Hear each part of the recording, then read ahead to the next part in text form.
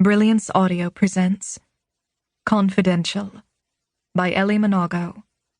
Performed by Lauren Ezzo, Noah Berman, Kristen Watson-Heinz, Danny Campbell, and Emily Sutton-Smith. Happy anniversary, baby. I said it breathily, like Marilyn Monroe to JFK, and I was wearing a negligee and holding a cheesecake. That's Michael and me. The perfect intersection between sexy and ironic, between sleaze and cheese. No, there's nothing sleazy about us, despite what anyone might think if they knew how we met.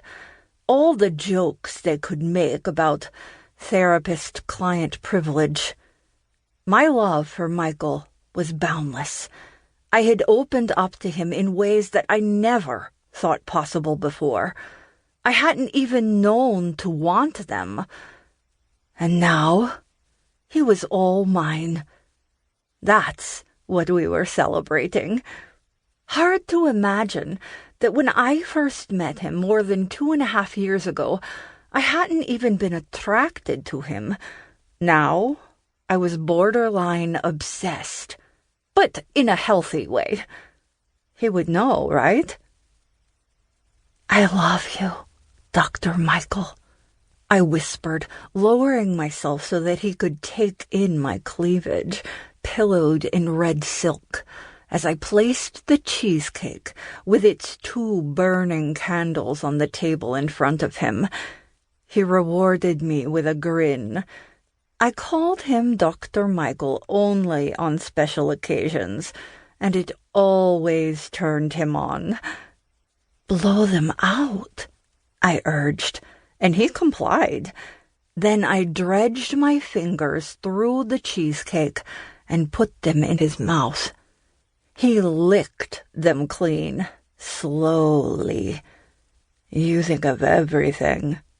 He was looking at me in the way only he could, so full of love, lust, and admiration, like I was a marvel. A force of nature, he liked to say. Then he pulled me down to the floor and the cake after us, which made me giggle.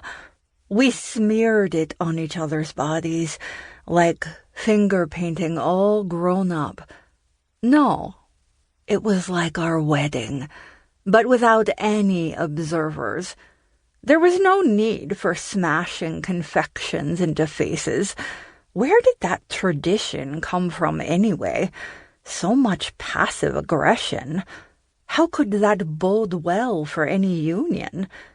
But when Michael and I came together on the dining room floor, it was certainly portentous. After we curled around each other, serpentine and spent, I put my head on his chest, and I listened to his heartbeat. It was even faster than my own. Good. A pulse can't lie. Not that I thought Michael lied to me, but we had been a secret for 2 years.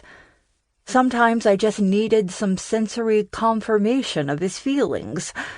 After what happened with Young, that was to be expected. Michael would say that himself. He kissed the top of my head, and my stomach lurched just a little. I knew what that meant. He gently extricated himself to pad across the floor naked.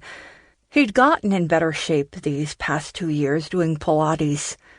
I hadn't known men did that, but it had almost entirely eradicated the belly he had when we first met.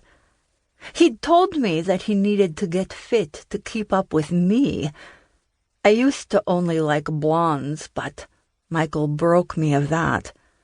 Now I was all about his thick brown-black hair and the tight whirls on his chest. Darkness seemed manly, and Young just seemed, well, young. He was part of my misspent youth,